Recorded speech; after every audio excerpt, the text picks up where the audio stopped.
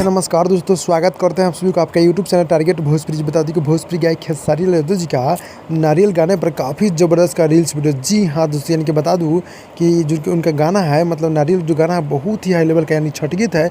2022 का सबसे super hit यह छठ गीत है जी।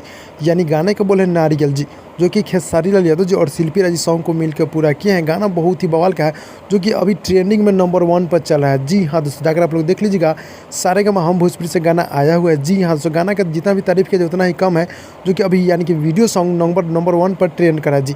यानी कि छठ गीत यानी कि खेसारी जी का 1 नंबर पर भी ट्रेंड करा जी। भोजपुरी के trending star hit machine Khesari Lal ji का ये वाला गाना, जो कि अभी नंबर 1 पर ट्रेंडिंग में कर रहा है। जी हाँ, तो जाकर आप लोग देख सकते हैं, और आपसे कुछ मैं स्क्रीनशॉट भी दिखाया हूँ। जी हाँ, जो कि आप लोग देखे होंगे जी। और इसी गाने पर काफ़ी ज़बरदस्त का रील्स वीडियो हमारे भोजपुरी गायक खेसारी लाल यादव जी बनाए हैं। जी हाँ दोस्तों, गाना बहुत ही हाई लेवल का है, जो कि अभी ट्रेंडिंग की बात कर ले तो ट्रेंडिंग में भी नंबर 1 पर चला है, यानी कि 1 नंबर पर ट्रेंड करा है। और रील्स वीडियो के बारे में क्या रहा है आप लोग नीचे कमेंट में कमेंट जरूर कीजिएगा। जी हाँ दोस्तों, भाई लोग मिलते हैं अगले वीडियो में, तब तक के लिए धन्यवाद दोस्तों।